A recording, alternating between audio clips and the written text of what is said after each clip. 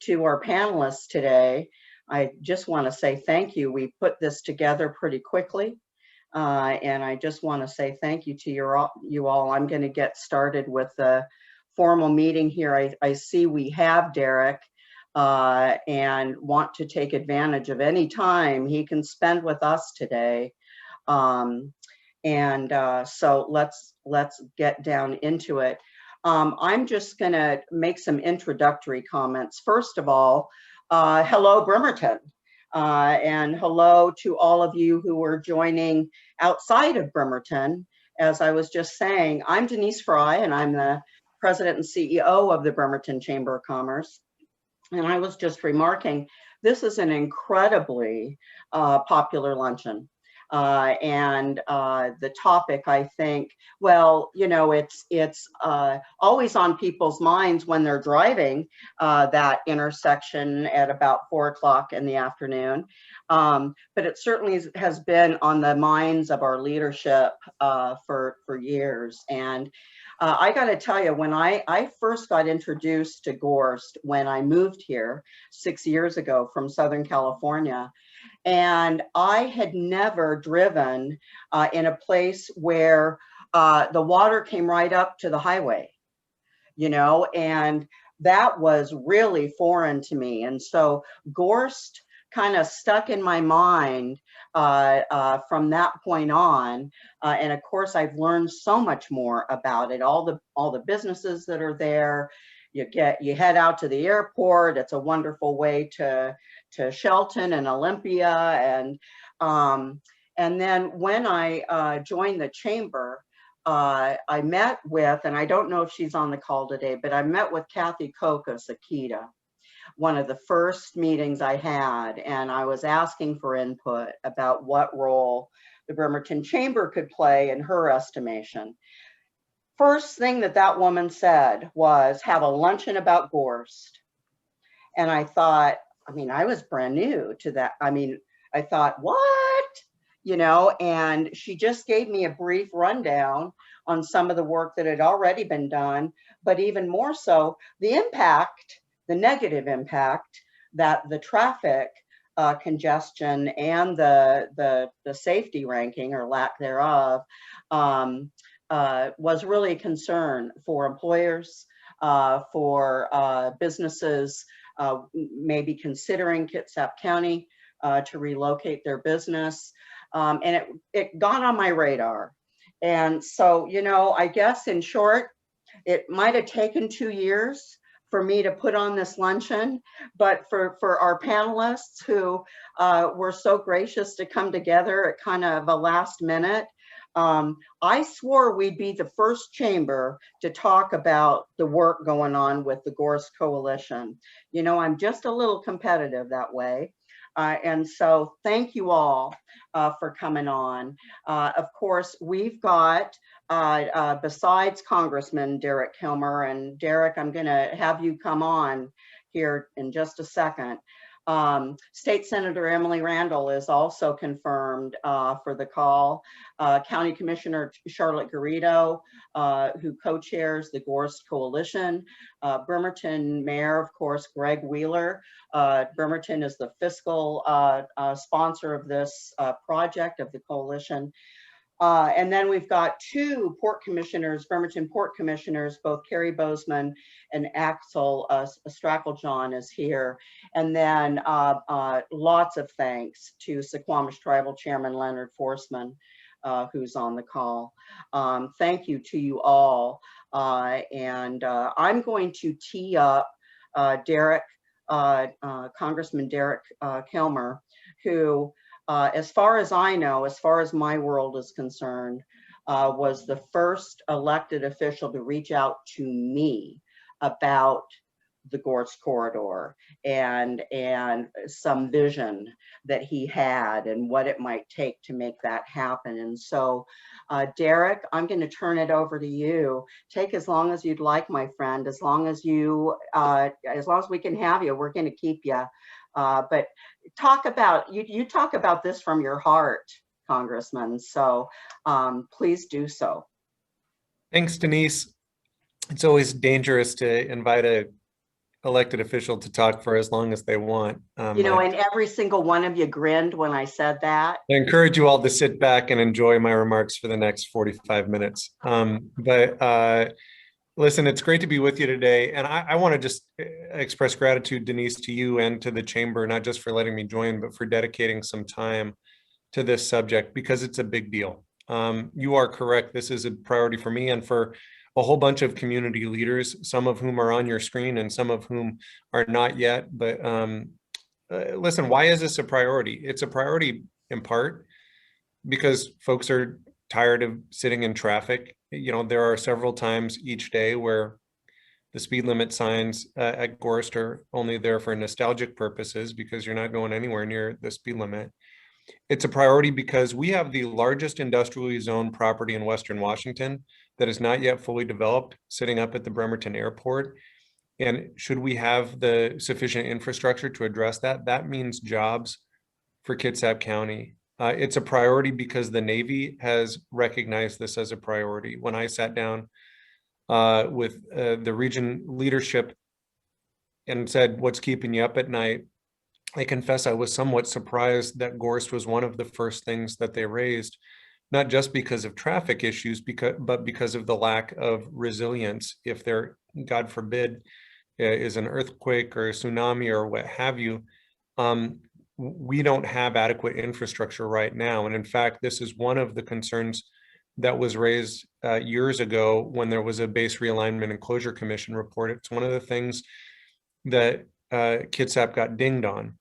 And it's a priority because if this is done right, it can be done in a way that actually has environmental benefit, that addresses things like stormwater runoff, and that can really embrace Kitsap County's environmental ethic as well. And that's why this isn't just a priority for me. As some of you know, about a year ago, a group of elected officials, including myself, and a whole host of great community leaders, including the chamber and others from the business community, our tribal leaders, our stakeholders from throughout Kitsap County, came together with an eye towards addressing these issues around the Gorst corridor. And for years, we've all been aware of the significant challenges around this corridor. And while there's been efforts here and there to address them, I think we haven't always been heading all in the right direction all at the same time. So that's really the rationale behind this collaboration among a diverse group of community partners and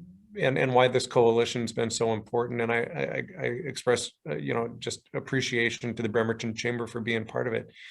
This is a significant project, and to be successful, we're going to need all of our oars in the water rowing in the same direction. And you certainly have my commitment to be a partner at the federal level and to advocate for any funding opportunities that this project is eligible for. One piece to this puzzle may very well be HR 2. A bill called the Moving Forward Act, which is a plan to rebuild American infrastructure. This is in concert with President Biden's infrastructure proposal called the American Jobs Plan.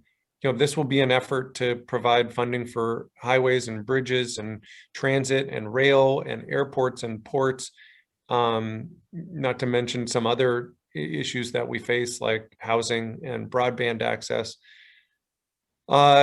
Another potential avenue for funding, and we've been working on this, I've been working on this on the Defense Appropriations Subcommittee, is called the Defense Community Infrastructure Program. That's a new grant program aimed at providing funding for infrastructure projects in and around military installations. The current funding level is not adequate. And so as a member of the Appropriations Committee, it's been a priority for me to see that program funded at a higher level and hopefully structured in a way to help us address issues facing Kitsap County. It is good news that we've seen tremendous growth and job opportunities at the shipyard, but we need to make sure that there's adequate infrastructure investment in the community to support that growth.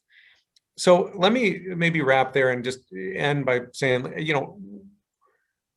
we are going to make our way out of this pandemic.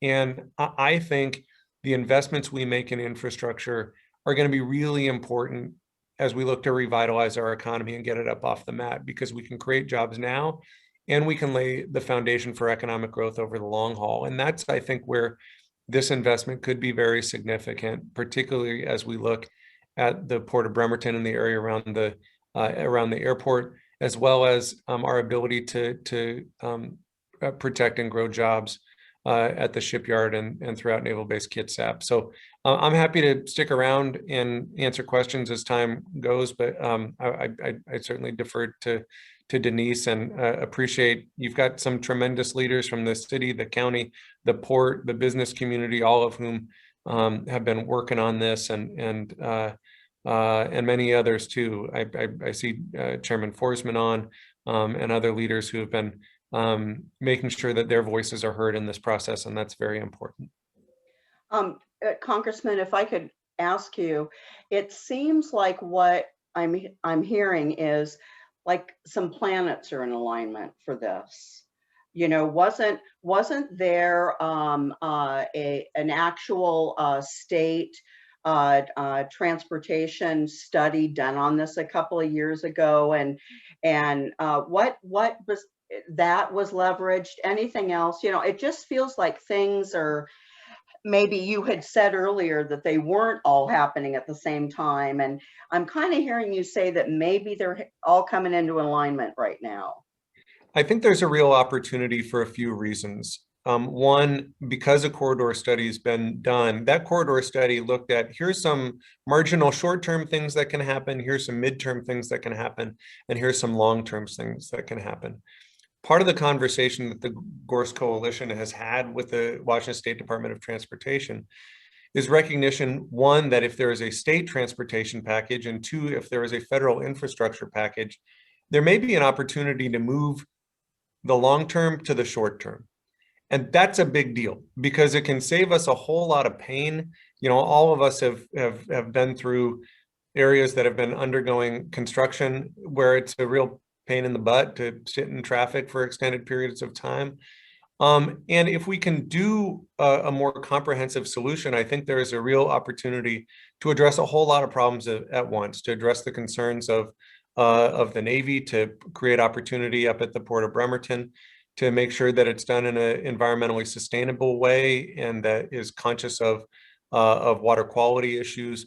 All of these things can go hand in hand if we see, and I think we may, the federal government and the state government make some infrastructure investment in hopes of getting us out of this recession. Thank you, Congressman. I think that's an important aspect to share with people. And we're going to be doing a call to action towards the end of this call today. And so I see that Senator Randall's been able to join us, so we'll move to her. But before, just in case I lose you, what would your call to action be for those on the call? How can we help you advance this effort? Yeah, I appreciate the question. And, you know, I think what you've seen in areas that have had success, you know, and we've modeled much of this work off of the successful State Route 167 corridor coalition out of Pierce County, where you had a broad, diverse, and vocal set of stakeholders involved, both to shape what the project looks like and to advocate for it, advocate for funding at every level of government. You know, this is a time where everybody's voice really matters in seeing this get done. And so my encouragement to people is, you know, if you found yourself over the years complaining about the problems at Gorst, this is a time, as we say on my team, to, you know, not agonize, but to organize, to be to not hand-wring, but to actually be engaged and be part of the solution. And again, I know I'm getting the hook, but I want to just recognize the terrific leadership that we've seen, you know, from all angles, from the Mayor Wheeler to the leaders of the port, our port commissioners, our county leaders, and certainly State Senator Emily Randall has been just a champion for us in Olympia, fighting to secure funding for this in the Senate transportation budget. We would, simply put, not have this level of success at the state had it not been for her leadership, and I just want to recognize that. Well, and boy, what a wonderful segue that is into State Senator Emily Randall. I'm seeing you as being muted, Senator, so I'm not sure. I'm asking to unmute. There we Denise, go. yeah, I'm in the legislature, and I don't keep my microphone unmuted unless I'm talking. She's already learned, and I think that there might be a story behind that that we'll want to hear sometime. But it was just a wonderful segue, Congressman Kilmer, speaking about you. And so, you know, you're pretty fresh in your seat. And you've been really busy with a lot of different work going on the state level. But I definitely wanted to give you an opportunity to let us know where's the state with the Gorst project, and again, what can we do to help you do your work? You know, so can you speak to that, please, Senator? Sure, Denise. I'm so happy to get the chance to join you all today and to follow my incredible mentor and partner in this work, Congressman Kilmer. You know, when I first got elected, we started talking immediately about how we could work together to solve our problems in Gorst. I think before my election was even certified, he said, you got to get a WSDOT briefing on this project so that we can make sure that we're working together and you're ready to, you know, to do this work at the state level in partnership. And it's been incredible to, you know, push for our region to get the investments that we deserve and that we haven't had in either state transportation packages or other infrastructure investments over the years, certainly of late. And you know, I don't have to tell any of you about why the problem needs to be solved. We've all sat in that traffic. We've seen what happens when there's a wreck or a pileup. We understand the environmental needs in the Sinclair Inlet to protect our salmon and, you know, our natural habitat. And now is the time to act. Now, when we need to be creating jobs in our region, when we need to be building a stronger future for all of us, a more resilient future, and one that balances, you know, our roads and bridges needs with our environmental responsibilities. And that's what I've been, you know, really committed to over this year. But even, you know, from the start of my service in 2019 as a first-year legislator, I signed on to the transportation package that was introduced, which is a gutsy move for a new legislator, but one that was important to me because it's important to our community. And we've gotten really close. We have 6 days left of session, and we have two packages, one in the House, one in the Senate, that include $413 million for a Gorst fix. A lot of things happen in 6 days, but we also are starting to come up with contingency plans about what happens if we aren't able to get this done by Sunday. How do we make sure we don't lose progress and continue moving forward cohesively? To that end, Senator Sheldon and I are hammering out the final details of an op-ed that we're going to submit to the Kitsap Sun about the importance of bipartisan cooperation here, because we won't get done what we need to get done without strong bipartisan support. My ask to all of you is to continue reaching out to your legislators and to folks with whom you have relationships, even outside of, you know, the Kitsap Mason County area, to say it is important that we pass infrastructure package, and one that, you know, is funded with bonds, because the bond votes are the tricky votes. But we all know we can't, you know, raise money or save money in our savings account in order to build a $413 million project. That's not, the price tag on that will skyrocket before we're able to get anywhere close. So it is really important that we make these investments, sooner rather than later, because it only takes one earthquake to send our entire community into chaos. And it is important that we act together now. So I have maybe a minute, a couple minutes if you have a question, but then I'm on my way to caucus. We're on the floor today and I'm here in Olympia. Let me ask you, because you know I have questions. Let me ask you, are there any representatives in particular that are they're almost there. They're almost there. They just need a few more phone calls. Anybody that you can think of that. Well, I'm not going to throw any of my colleagues under the bus here, but I am going to encourage you to reach out to every single one of our 23rd, 26th, and 35th delegation members and folks you have relationships with across the state.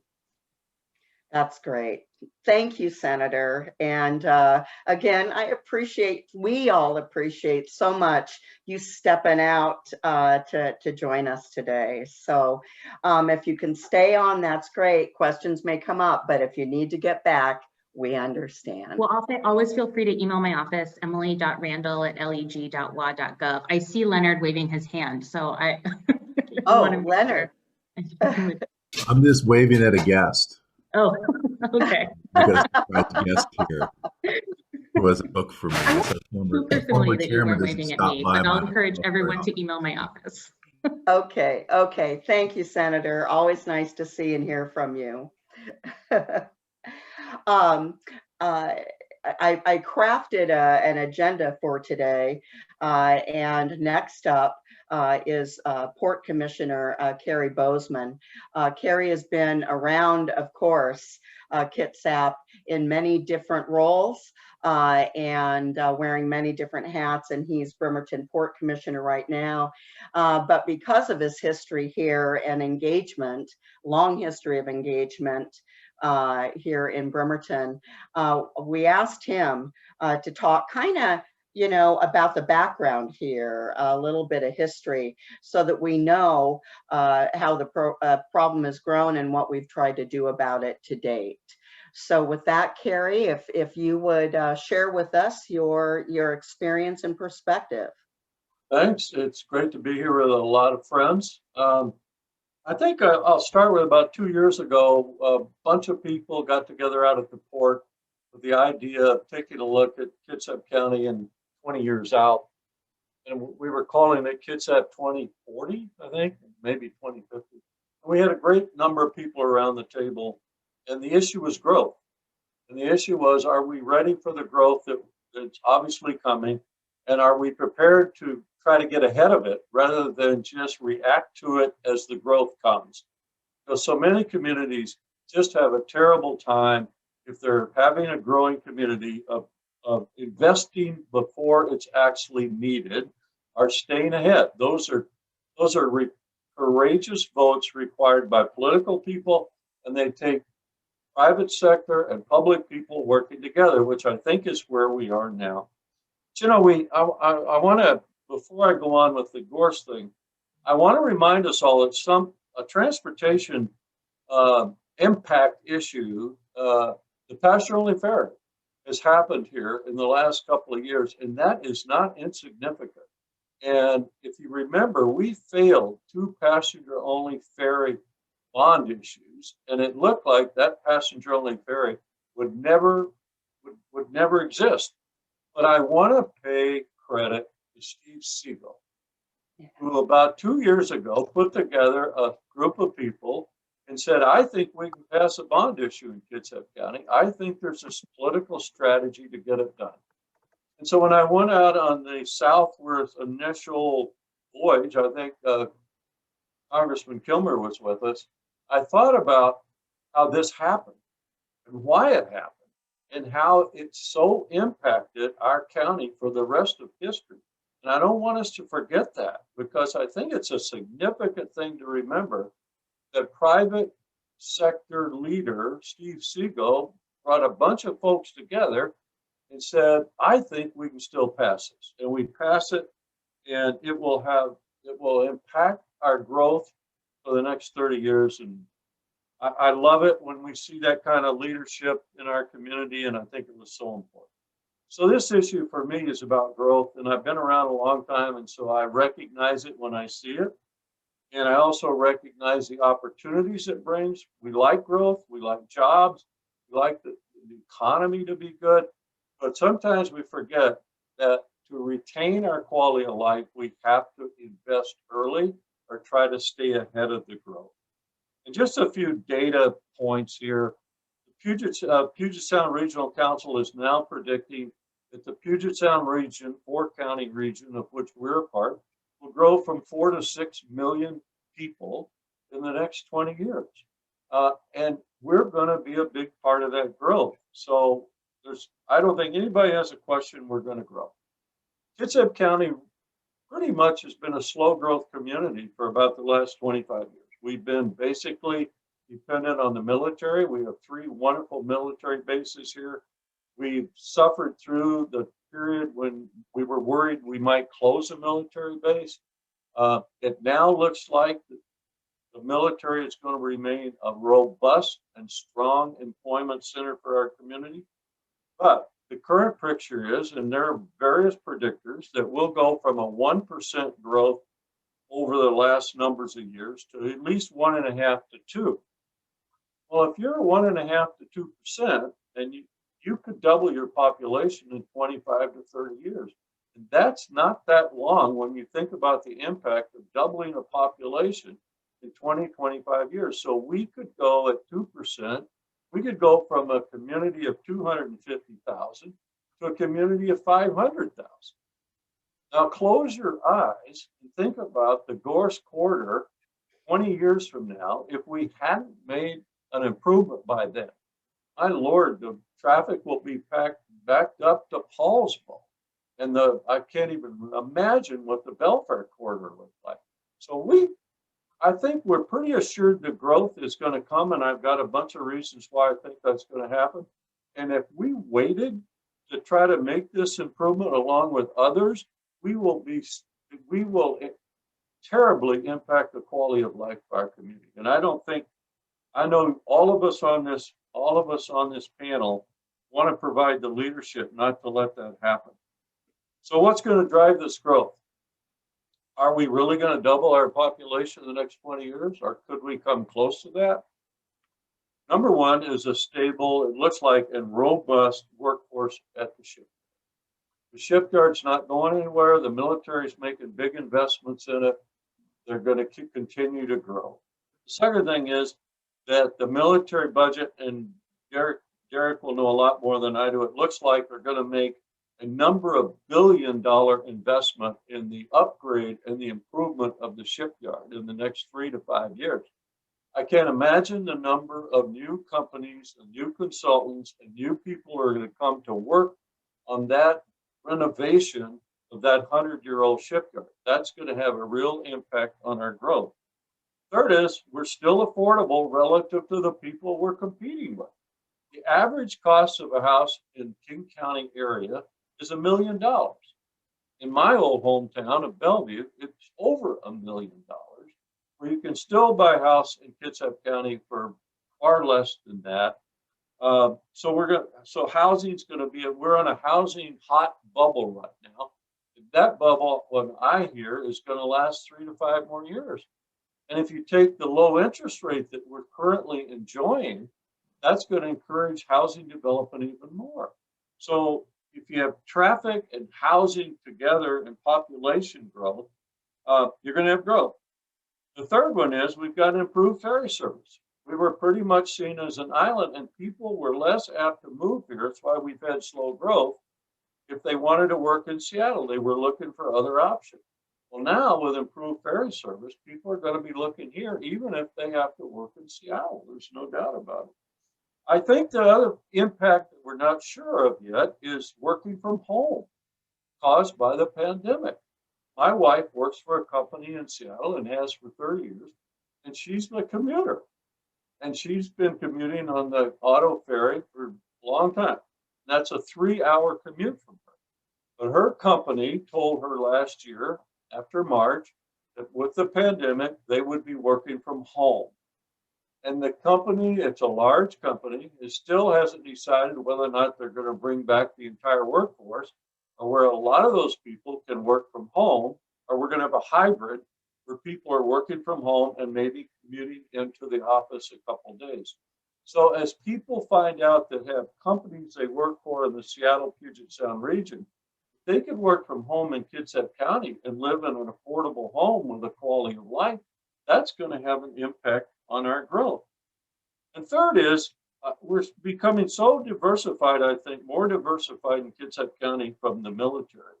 At the port, and Derek Kilmer's mentioned this, we're a large industrial center, maybe the largest in the state. And we've seen incredible growth in the last 5 years. We've gone from 30 different companies in our industrial park to 63. And we've gone from an employment base in the industrial park from 1,000 to 2,800. And every day we get requests from companies that are interested in large warehouse industrial space. We've got people lined up to put their airplanes in our airport. We're building hangars, we're building industrial space. So there's no doubt that we're going to grow in the industrial side of the business. And last but not least, we're going to continue, it looks like, to have a low interest rates, which is good for growth, which is good for companies. And it looks like that's going to be maintained. I'm not an economist, but I think the interest rates got lowered in the last couple of weeks. So what are the impact? What's the impact of all this? The impact is more people are going to move here, more people are going to work here. There'll be more stress on our infrastructure systems, our roads, our parks, our schools, our hospitals, all those kind of things. And if we want to maintain the quality of life that we all love here, and that's why we all live here, that we've got to say two things. One is growth is coming. We know it's coming. And two, how do we prepare for it? How do we look out 25 years and what are those issues that are most important that we invest in and build out so we're not falling behind the curve? That was what Kitsap 2040 was talking about. And the Gorst Coalition under Axel and the PSRC and a lot of other people in this came out of that. And what's wonderful about it was it's a coalition of cities and the nation and the tribes and the Navy. And that's the only way you solve big problems is all these people came together and said, we have a big problem to solve. And we are actually making real progress. Axel can talk about this.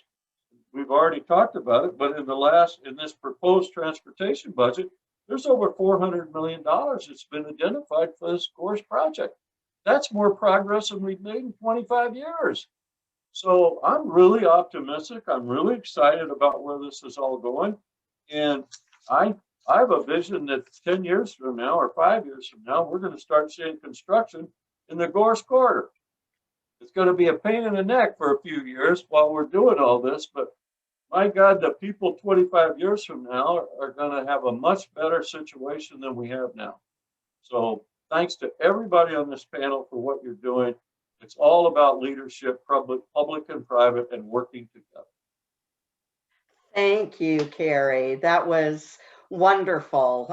Kind of a look back and some context for how important this really is. And I keep thinking, boy, the planets are definitely in alignment. Commissioner Strakeljahn is on the call, and I'm going to turn it over to him. I do want to reiterate something that you all just heard Cary talk about, and that is the importance and the strength of public-private partnerships. When those two can come together and the strengths of each can be used, it has a powerful impact.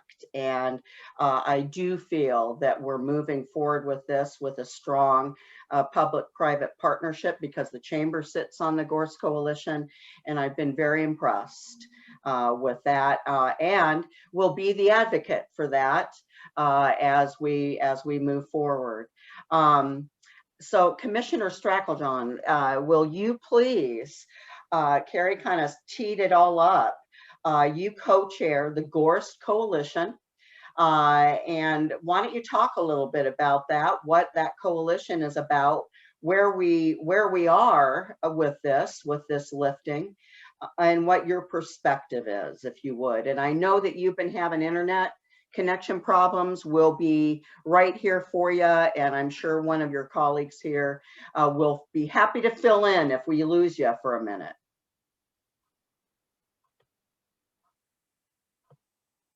I know that Axel is on the call. I'm here. Thank you, Okay, Denise. I have to apologize. My internet today, for some reason, is giving me a bit of a challenge. But thank you, Denise. I'm pleased to be here and to just follow what Commissioner Bozeman said. You know, I always say that growth is inevitable. No matter what we do, we're going to see growth. But what's mostly important is how we. Boy, I think we lost audio with you.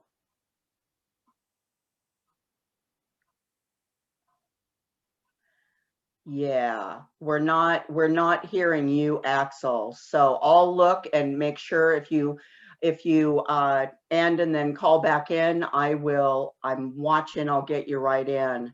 Can one of our other esteemed leaders, I know that Cary, you and Axel had talked, and I think possibly Charlotte is on the call as well. Does anybody want to step in? I'm looking at kind of coalition leadership here and talk about this coalition. Denise, you know, Axel and I have, you know, we've been on the last 30-some Zoom meetings together around the state.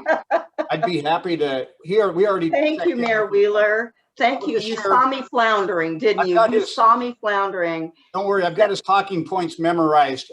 You know, so. And then if he's listening, he can fill in the gaps when he gets connectivity again. Okay, thank you, Mayor. Yeah, one of the points that we all had roles in these Zoom meetings, and the port they really gave us a global perspective of access to the largest and only hospital in our region here on the peninsula. Why we have to focus on Gorst. Connectivity in an emergency, where many of our regional supplies would come into the port's airport and then be transported through the corridor. And so there were some main things, and you know, Commissioner Garrido could speak heavily about, you know, the folks that live on the south part of our peninsula. But the thing that's happening, and that the Navy has identified among all these things that we already are aware of, population growth, the importance of their mission, our vulnerability to seismic activity, to tsunamis. But the one thing that's now a new science has verified this, and it has the Navy concerned, and this gets into my, Axel and I share this portion, but sea level rise is now threatening that corridor. And so we are now currently underwater in that area off and on during the year. And the data that we have to analyze is showing that increasing each year. So that actually is creates a new vulnerability.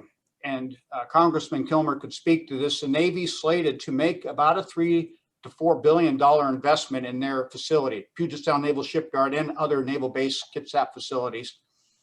My role in this is to, as a Bremerton mayor, has been to make sure that I bring that perspective of the Puget Sound Naval Shipyard's importance and the viability of that being continuing to be important and a major job creator.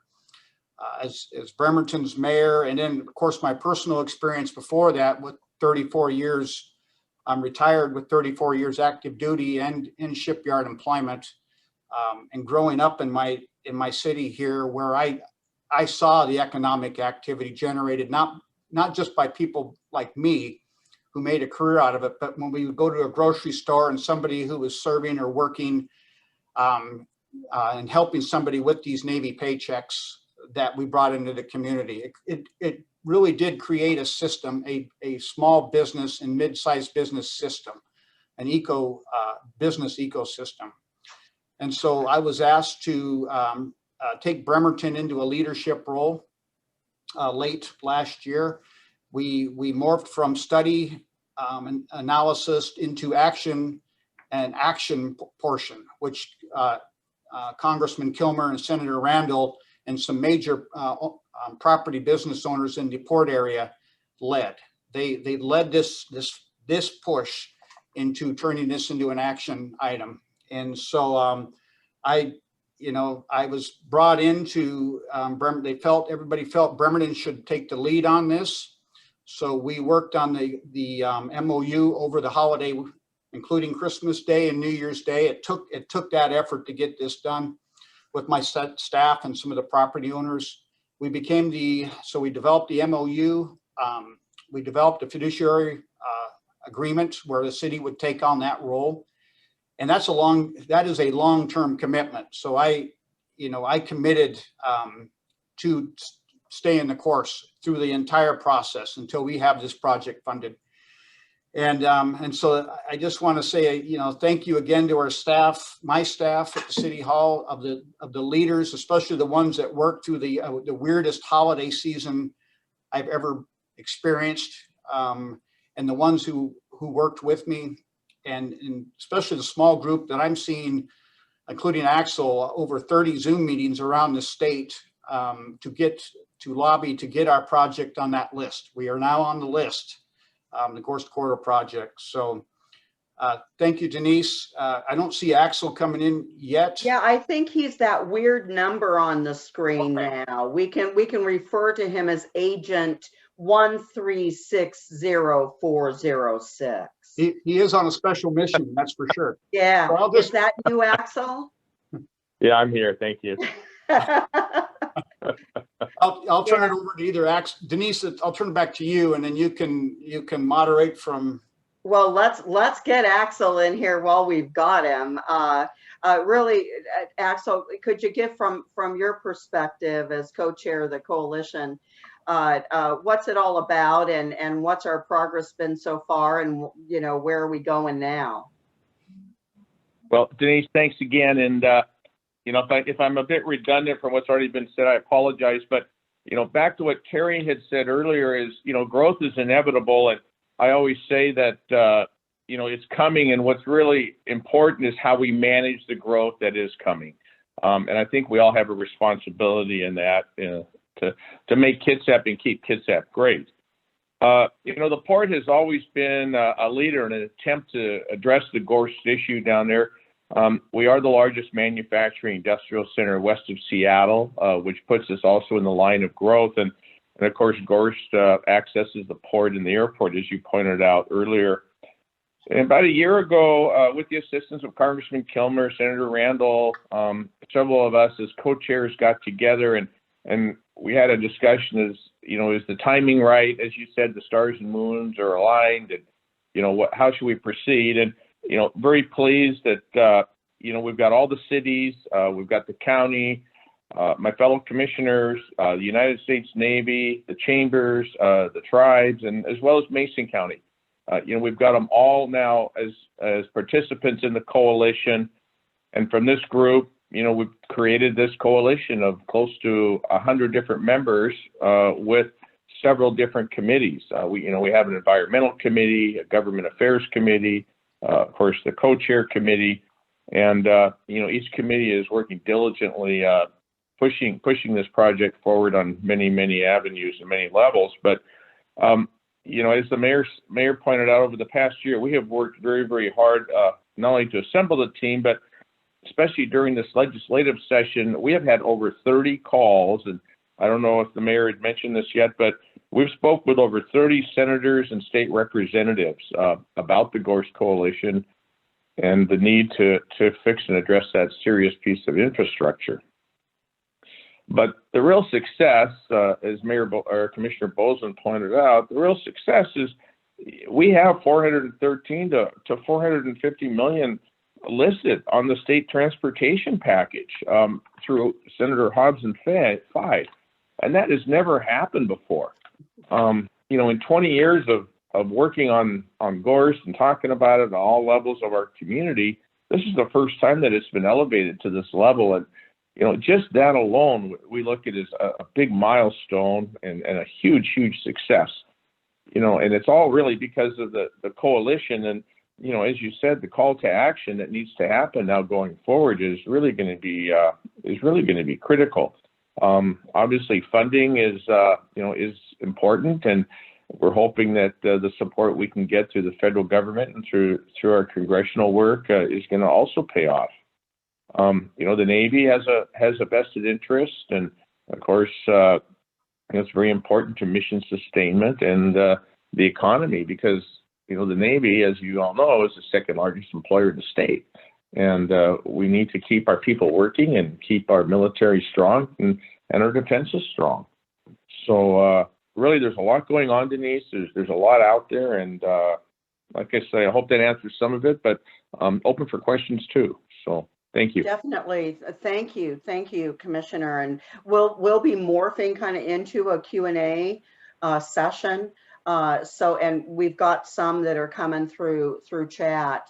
Chairman Forsman, I want to bring you in here as we talk about this project with our community members, our friends, our neighbors, our families, as well as our elected officials. One element of this that I consider an opportunity is that there may be opportunity here for mitigation of some environmental concerns that might even include things like salmon restoration or other elements. And I wonder if you could give your perspective on this. I know we have Steve Segal on the call too, who always, you know, when I think about mitigation environmentally, I think about Steve Segal. But I wanted especially to get your perspective in the mix here. Thank you for the invitation and your open invitation and open mind to hearing from the Suquamish tribe on this very important place, ancient ancestral place of the Suquamish tribe.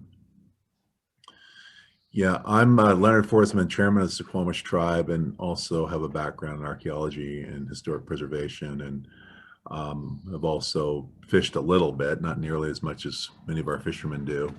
But as you all know, we're signatories to the Treaty of Point Elliott of 1855 and have treaty fishing rights in Sinclair Inlet that we've had for hundreds and thousands of years.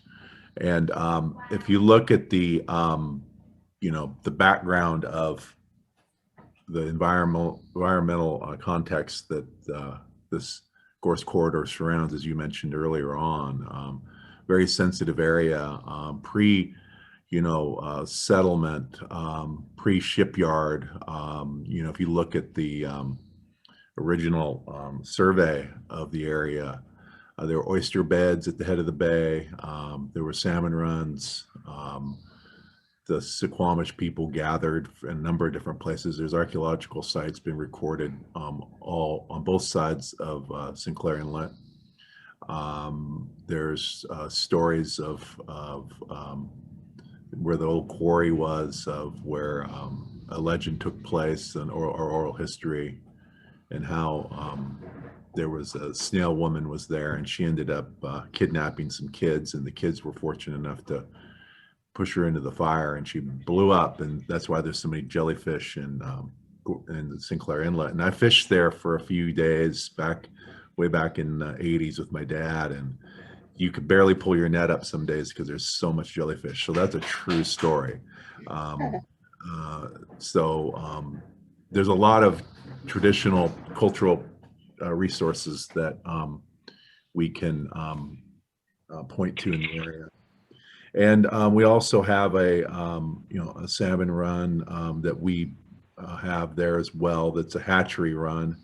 So we want to protect that fishery as well. It's a Chinook salmon hatchery run there. It's a terminal fishery, meaning that we produce the eggs off site. They don't spawn. We produce the eggs off site, and they're hatched there and released. So there's no, we sometimes call it a wipeout fishery, in that we're not going to spawn any of those. So we don't really have to worry too much about that. So it's the adaptation we've had to make to that particular river stream area. I'd like to point out that EPA Region 10 under the Obama administration did work with the Navy to pay for excavation of a garbage dump that was up on the upper part of Gorst Creek that was removed and taken off site to restore that creek back to its natural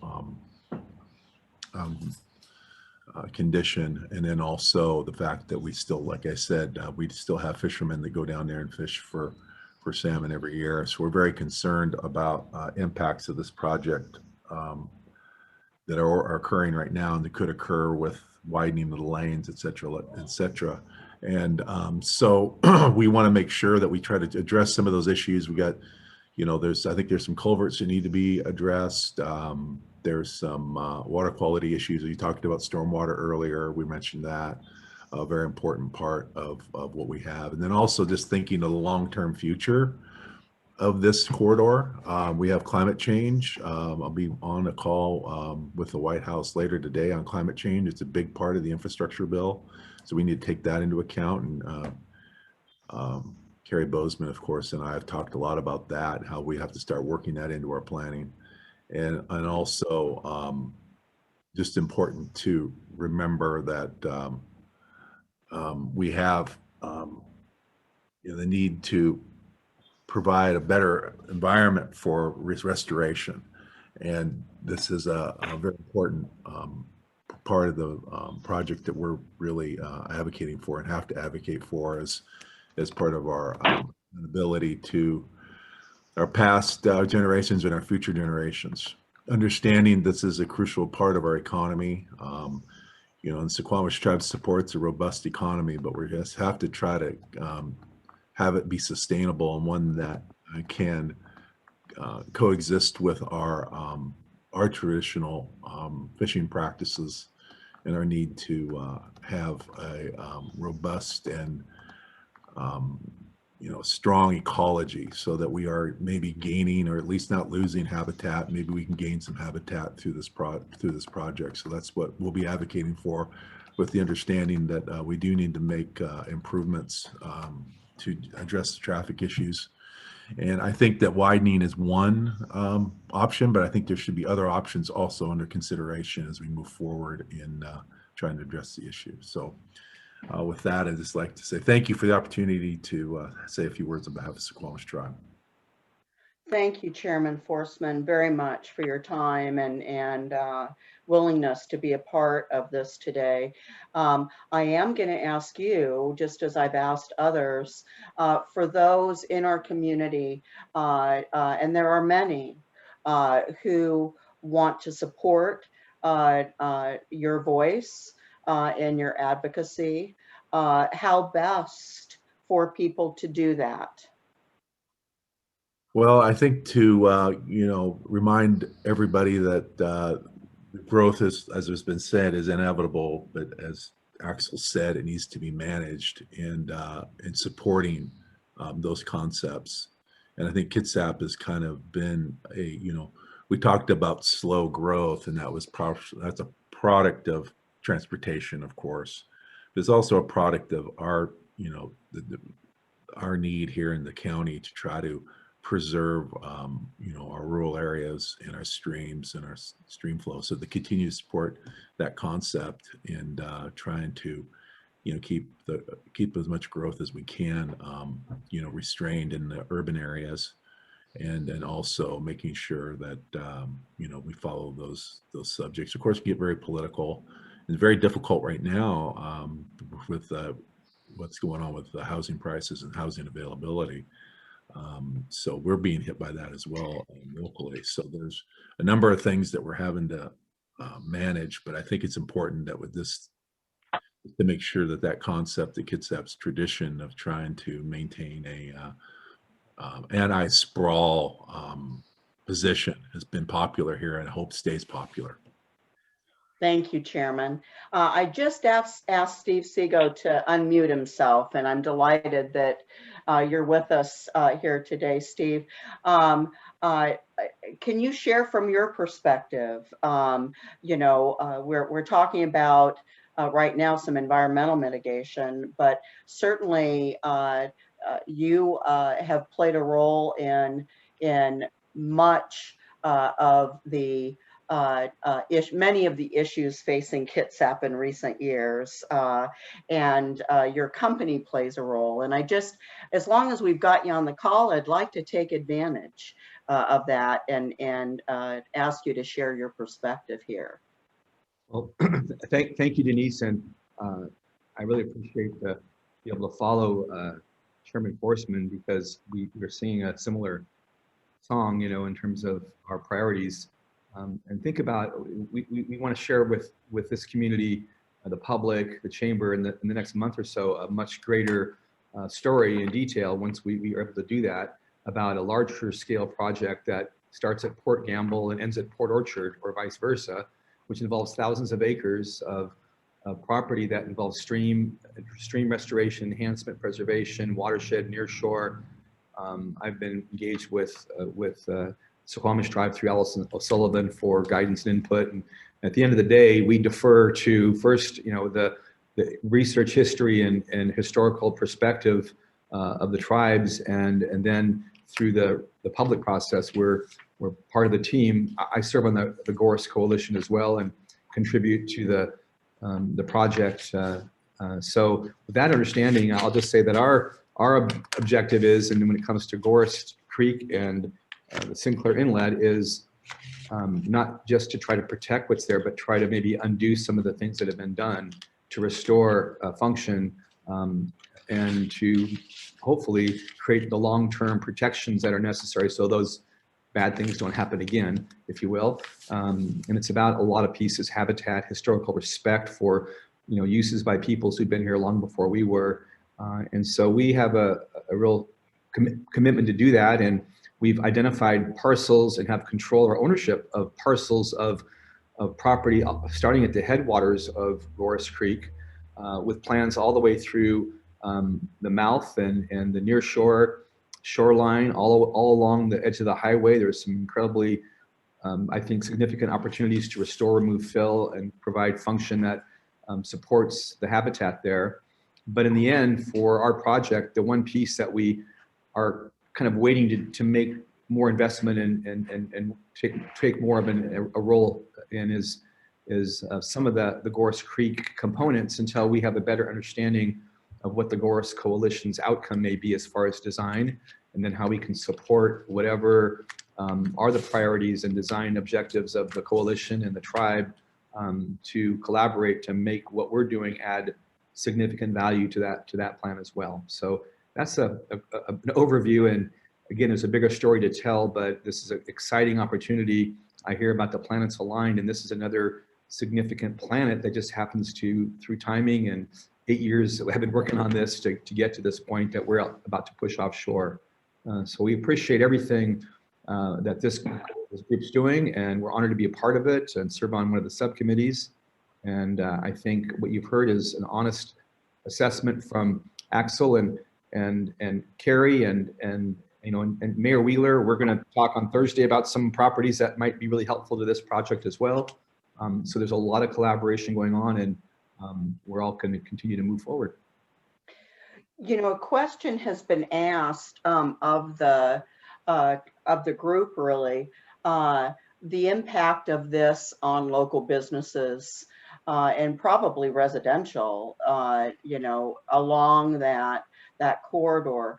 And so while we're not getting into design and all of that today, that'll be at a future luncheon, I would be remiss as the chamber CEO if I didn't ask the questions, and this is a perfect segue into Commissioner Garrido, and possibly we could bring the mayor in on that, this as well, with community outreach from this public-private partnership, making sure we engage with the local businesses that are already there, who are definitely going to be impacted. But Charlotte, if you would talk about, I know you're going to be heading this community outreach effort from the coalition. It'll involve more, but I think you can speak to what the vision of that is and the importance of it, as well. Great. Actually, community engagement is for me just the bottom line of what we all do. And so figuring out how to have the broader conversation. What we've heard today is really exciting information, and every person who has spoken has contributed information that the rest of us didn't have. And every person in this whole county has traveled the Gorst corridor, I am certain, more than once, and has an opinion or two. And so if we can begin to coordinate some of the major points that need to be discussed, and we have the draft document about the Gorst State Route 3 State Route 16 corridor project, which I think needs to be spruced up just a little bit because it's been around for a while. But to have some kind of basic single-page document that people can get a sense of what's going to happen so that we can stimulate further conversations. And the way that we engage, I don't think we're going to probably find very many people throughout the whole county who don't have an opinion about the Gorst corridor. And so having some basic framework about the situation today, which we've heard a lot about, and the dreams and possibilities for what it can be, and especially with some of the environmental considerations that we are hearing need to be factored into this conversation. I believe that that we can be very strategic about creating a project that makes a lot of sense, as long as we are including the voices of people who live in the area and use it in a lot of different ways. So I do a lot of work with community outreach as a commissioner anyway, and I know that each of the other electeds do as well, as do most agencies, even the chamber does a lot of outreach like today's program. But if we could begin to define where the key discussion points are, we don't need to have them all collide in one conversation, but we could strategically begin to talk about advocacy for the project and the funding for it, so that people understand that and can assist with getting that message out.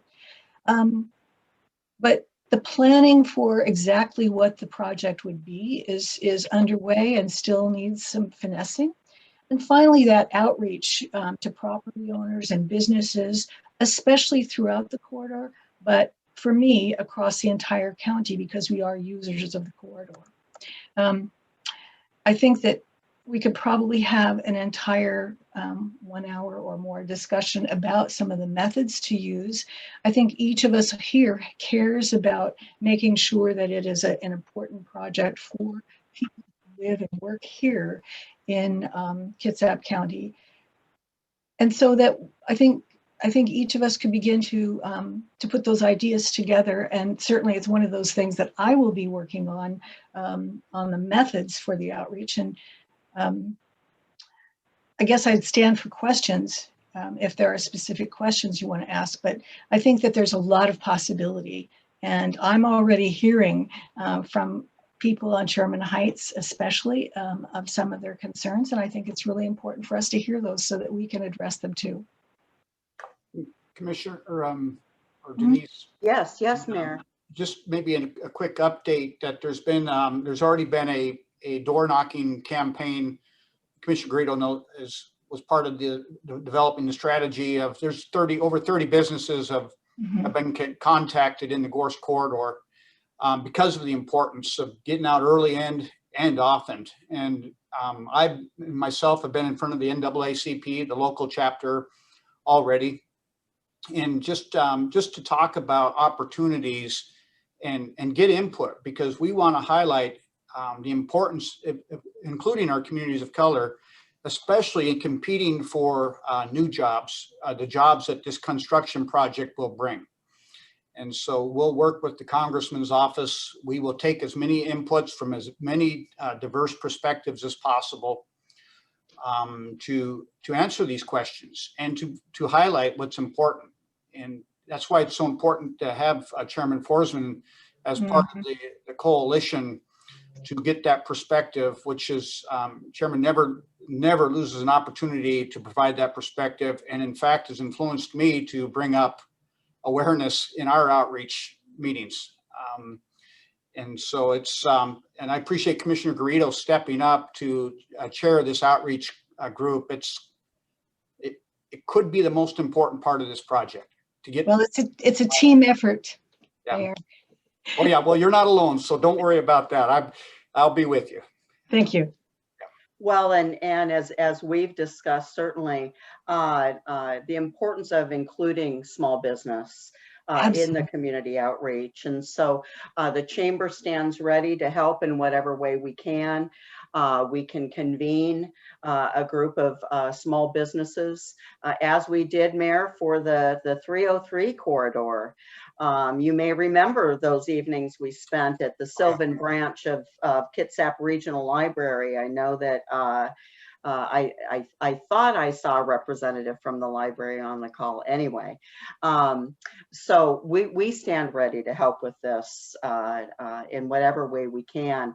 I want to assure our members who are on the call, I'm thinking Servpro, you know, is down there in that area, and they are a strong member of the Bremerton Chamber, as they are with the Silverdale Chamber. So they're on the call today. They would probably be, Kathleen would probably be a fabulous person to bring on board with messaging. I have found that while I may think I know how to craft the best message for a certain group of people, sometimes it really helps to get that perspective of those that are involved in those small businesses right there and how to message it. So Kathleen, I just volunteered you, but hope you don't mind. Servpro is a fabulous business here locally and so engaged in our community. And Denise, just real quick, I brought in one of your chamber members. I thought it was important for the very reason you said. Faith Lemister is now on the executive committee, and so I'll quit talking, Kathleen. Fabulous. I'm so glad. You know, Faith Lemister is a very important aspect of Bremerton, the Flemisters, and a unique custom embroidery in the Charleston area of Bremerton. And boy, I'm glad to hear that, Mayor. That's fabulous. And Kathleen, I know I put you on the spot, but can we just, are you willing to help out here with this community outreach, do you think, just with maybe meeting and talking about strategies? Yeah, I know the owners already asked, you know, if you have any updates, and they want to know, because I mean, we're right next to the freeway, and there's been talks about the corner over here that they're going to cut into the Rockway, and so there's concerns about that. We want to grow our business and we want to expand our building, but we've held off because we don't know what the impact will be on our land, whether or not we can do that. And if the lanes get expanded, well, then that cuts into us being able to do that. So, having been on that the 303 corridor study committee, I can tell you that a lot of focus of our elected officials especially, but of any committee or coalition around these projects, there is a lot of outreach to those individual businesses that we know are going to be impacted. Some may be impacted for the better. We don't know what the design is going to be. We don't know any of this for sure yet, right? Mm-hmm. But in my experience, especially with Mayor Wheeler, any project has been very inclusive, and concerns have been shared, not only from me, because that's my job, but from individual business owners. So I'm so glad that you're on the call, Kathleen. And let's get ServPro involved. I think they'd be a fabulous business, Charlotte, to have involved in that community outreach. That's wonderful. Thank you. Yeah. Mayor, do you have anything else you want to add before we go into questions and Q&A session here? Oh, thank you, Denise. I can't think of anything else. I just appreciate the work you put in to put it on this forum, and being an advocate and especially a voice for just inclusiveness. Yeah, that's really important. And Denise, I'm just seeing Steve Sego's message about making sure that we would include a non-motorized or pedestrian trail. Yep. And our public works folks, we do have a non-motorized trail committee, and this is something we could certainly have them help us understand. Fabulous. I know, again, on the 303 corridor, both the county and the city worked on that, aspect. And so it's a big deal. It's, and it's going to become even more of a big deal as we see growth. Non-motorized transportation is going to be critical, not just bike paths, but other means. So, but always good to have a reminder of that, Steve, and also glad to hear that you're so much of a proponent of this. Do you want to? I mean, I can give just a few minutes, Steve Sego. One, because it's you, and I know you can. I can trust you that you won't go over. But if you want to talk about this, the importance of this, and any advocacy you are planning to do, that would be great. There he is.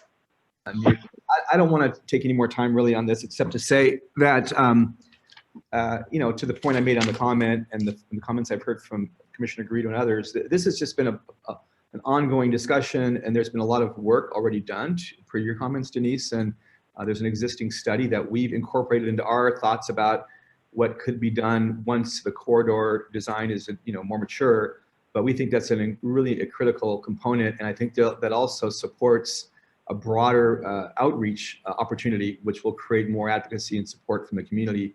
From those, I have a good friend, some of you might know Bob Abel, who's a professor at Olympic College. He rides his bicycle the best he can around there and has to take, I think he takes the ferry over and back, whatever. But there are a lot of people who are looking forward to using their legs and using the beautiful view of the Sinclair Inlet as they without using a motorized vehicle, eventually connect all the way to the far reaches of North Kitsap through a trail system that goes from every corner of the county. So this is a critical piece of that, and this is the window to prepare for that, I think, and support that.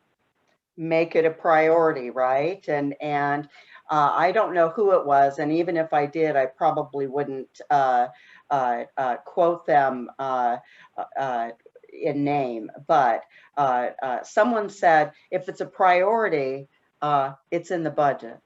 And that's something I've said once or twice before. It's fine to say things are a priority, but unless they're funded, you're not really communicating that. And so with that, I'm gonna turn it into some Q&A. Folks, if you wanna, raise your hand, or if they're, and John Morrissey, I know you're on the call. John Morrissey has led our luncheon forums before. He is our current chairman of the board. And so John, do you wanna facilitate this? And you might even have a few questions of your own. I don't know. Yeah, well, thanks, Denise. I've been monitoring the chat and trying to engage folks here and there. Most of the questions coming in right now are more along the logistics plan of if we do this, well, will we consider installing pipe and things so that we don't have to dig it up later? And I don't know that we're far enough along in that process. But I would like to ask if any of the coalition members have an avenue other than direct email to you at this point, that you can provide feedback, because there are people with feedback that would love to be able to provide input prior to asking. And I know that that's not necessarily something that's been fully developed, or if there's any place or any one person you want to send them towards now instead of trying to splatter your email all over. Well, and I'm going to jump in here and just say that I know that Charlotte is working hard on this. And that I know that there has been recent discussion around the importance of making sure that communication primarily comes through the coalition itself, and that no one person is used necessarily as a communications contact. Those of us in the private sector are very protective of public-private partnerships. And we want to make sure that we're all on the same page with communications, that it's inclusive, that it's comprehensive, right? And so at this point, I've even thought, and Charlotte, I'm going to throw this conversation to you now because you're heading up community outreach. But I even thought it would be great to get a Facebook page started, a Gorst Coalition Facebook page, you know, or our webmaster just wrote me, the Gorst Coalition could really use a website. So Charlotte, with that, yeah, I'm going to turn it over to you with those great ideas. Well, I do think that they're great ideas, and I think that that is exactly what you're talking about when you're talking about public conversations, because not everybody wants to call on the phone or come to a meeting, and so Facebook has been and websites are invaluable. I mean, I go to them every day, several times for things. So I think that the coalition has a responsibility to talk about how we would stand those up, and I'm happy to bring that to the next meeting. Fabulous, fabulous. That sounds wonderful. That sounds wonderful. Thank you, Charlotte, and thank you for agreeing to be on this at the last minute as well. This truly, everyone came together, you know, just in the last couple of weeks. And I really want to thank the panelists who made time in their busy days today to join us. Are there any last words before we say goodbye for today? I'll jump in with a quick one, Denise, and that's one, thank you for pulling this together and doing this on behalf of the chamber, on behalf of all of its members and the board. I want to thank you, but also just tell all of our members that Denise has been a driving factor behind this since day one. She invited me to the first meeting of gathering coalition members, and if you have questions, feel free to shoot her an email. She's a great contact for this, and she's obviously going to be the person who's going to be able to get you in touch with the right person with a part of this project. So thank you for doing that for us, Denise, and always looking out for our business community. Yeah, well, that's what I am, is I'm an advocate, and I never feel like I'm alone with the Bremerton Chamber of Commerce. I feel you all behind me, in front of me, beside me, the whole way. So thank you all. And with that, we're going to say goodbye until next month. I do want to ask, we've got a few minutes, and I think there might be a member or two out there that might have an announcement. You know, Mike Walton is with us. I know Kevin with Kitsap Bank is on the call. He might have an announcement. Anybody here have an announcement that they want to share with us? Denise, this is Steve. Yeah. This is an advertisement for a very important project near and dear to us and many of you, which is the Roxy Bremerton Foundation. Today's the Great Give, and there's some great causes. Corinne and I this morning, she took all my credit cards, or last night, and we've contributed to, between us, to a lot of these projects. But one of them that's important is the Roxy Bremerton Foundation and our efforts to acquire the theater. We're very close. So if you love the Roxy and you love the 4th Street and Quincy Square and the Music Discovery Center, which we're also supporting, and others, Until midnight. Please, until midnight to log on to the Great Give. And many of you have already contributed. Cary, Bozeman, thank you for your ongoing support, and so many others. But I couldn't help but not take up the opportunity to do a little ad here. So thank you. Hey, we know you and love you for that, Steve. Anybody else have an announcement to make? Denise, I don't have an announcement, but I wonder if it's possible to get some of the chat conversations. There were a lot of questions asked that we want to follow up on. Yeah, there's a lot coming in with can help with social media. That's from Kathleen. We'll definitely put you in touch. We've had somebody, John Morrissey, has been on top of this chat, so we'll definitely re-engage and make a note of any of these issues, Charlotte. I know that you're always on the lookout for what people want to know, so we'll do whatever we can to hook you up with that. Super, thank you. Okay, well, Bremerton, that's it for now. Enjoy this gorgeous weather while we have it. Cary, Bozeman, Greg Wheeler, everybody, Chairman Forsman, and of course, Congressman Kilmer and Senator Randall. Thank you all, everybody, for being on the call today, and we'll see you next month.